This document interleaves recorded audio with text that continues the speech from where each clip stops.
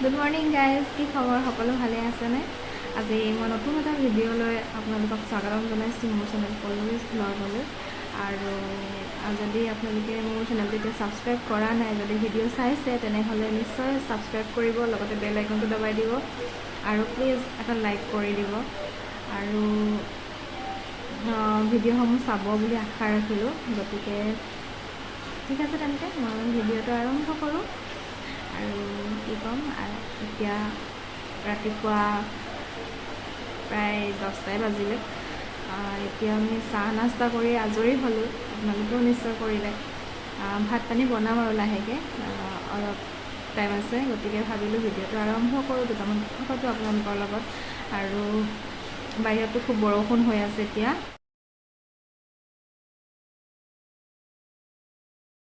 প্ৰায় 12টা বাজি গ'ল আৰু মই দাইল ভাত পাতি দিলোঁ। ভাত প্ৰায় হ'লেই, দাইলো তেল মাৰিছোঁ, হওঁ অৱস্থাত আছে। আৰু এতিয়া মই বনাবলৈ লৈছোঁ এটা চিকেন বনাম সাধাৰণভাৱে, লগতে চিকেন ৰেচিপিটো মই আপোনালোকৰ লগত শ্বেয়াৰ কৰিম। গতিকে ঠিক আছে, তেন্তে ব'লক আগবাঢ়োঁ। কেৰাহী গৰম হৈ গৈছে আৰু মই তেল দিছোঁ। তেল অকণমান বেছিকৈ দিয়া নাই, হৈ যাব। আৰু তেল প্ৰায় গৰম হ'লেই মই কাটি থোৱা পিঁয়াজখিনি দি দিছোঁ।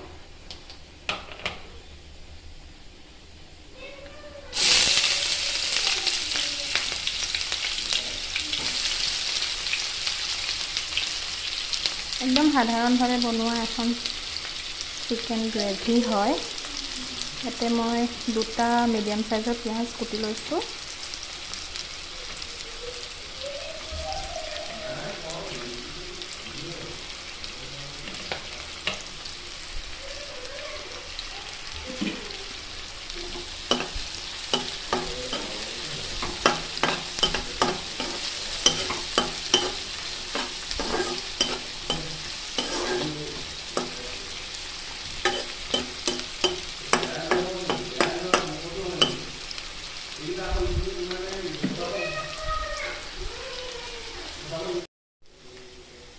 আদা নহৰুখিনি ভাজিব লাগিব, প্ৰায় 2 মিনিটমান সময় ভাজিলে ইয়াৰ কেঁচা গোন্ধটো যাব। আৰু কেঁচা গোন্ধটো যোৱাৰ লগে লগে মই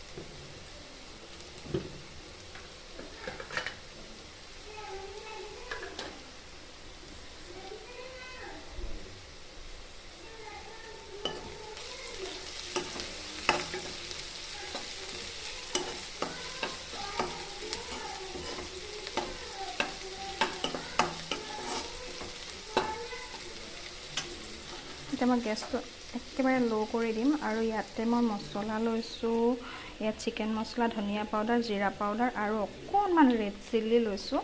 আৰু এইখিনি মই ইয়াতে দি দিম।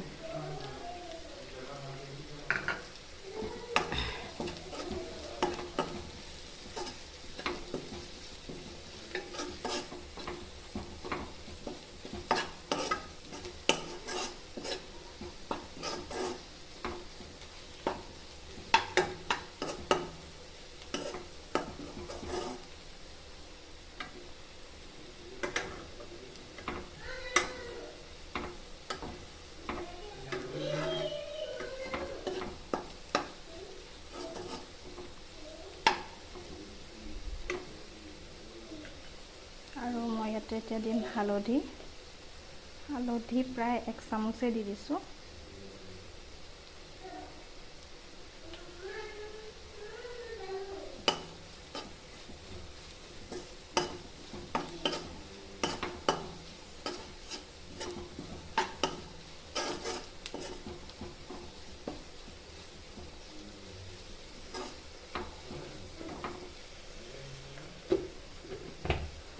মছলা ভাজ খালে এতিয়া মই ইয়াতে চিকেনখিনি দি দিম আৰু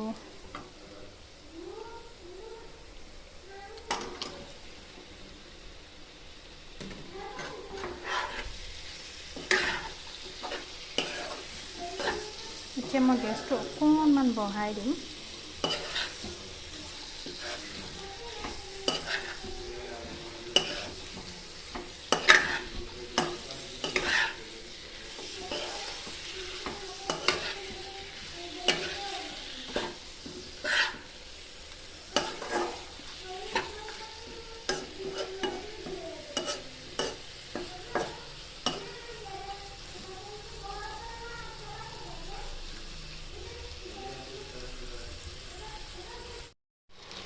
মাংসখিনি প্ৰায় মানে অলপ ৰং সলনি হৈছে আৰু গতিকে মই এতিয়া আলুখিনি দি দিম ইয়াতে।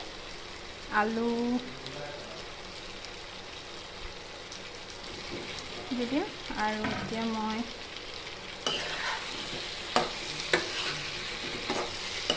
ভালদৰে লৰাই দিম। মই আলু সৰহকৈ দিছোঁ যিহেতুকে মাংসতকৈ আলুহে বেছি প্ৰিয় নিচিনা হয়গৈ।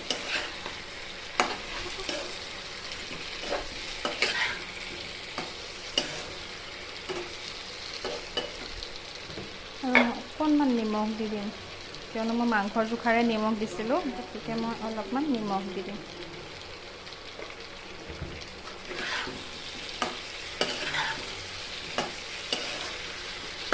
আৰু গেছটো অকণমান বঢ়াই দিম, ফ্লেম হাই কৰি অকণমান ঢাকোন মাৰি দিম যাতে আলুকেইডোখৰ সিজি যায় সোনকালে।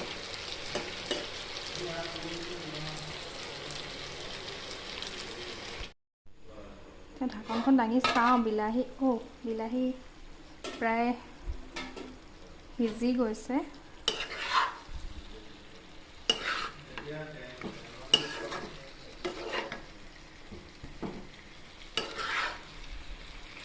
বিলাহী প্ৰায় সিজি গৈছে। এতিয়া মই ইয়াতে অকণমান পানী দি দিম, অকণমান গ্ৰেভি কৰিম, একেবাৰে শুকান নকৰোঁ, গতিকে অকণমান পানী দি দিম আৰু মই গৰম পানী অকণমান কৰি থৈছিলোঁ।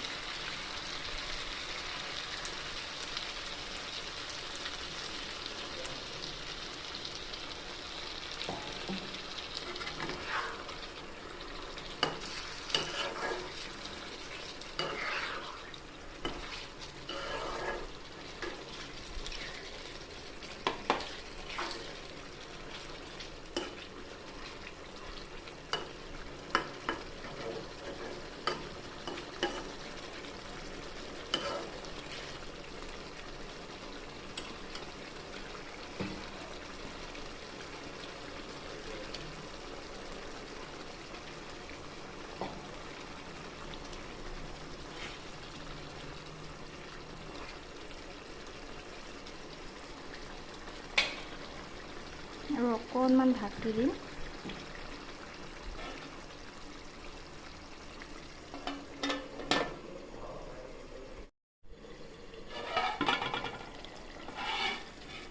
প্ৰায় ৰেডি হৈ গৈছে গ্ৰেভিটো।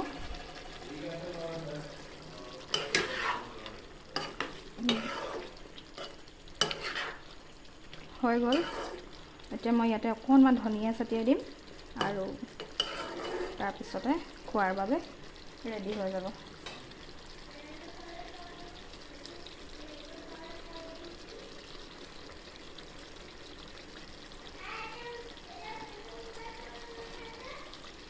ধনিয়া দি দিলোঁ।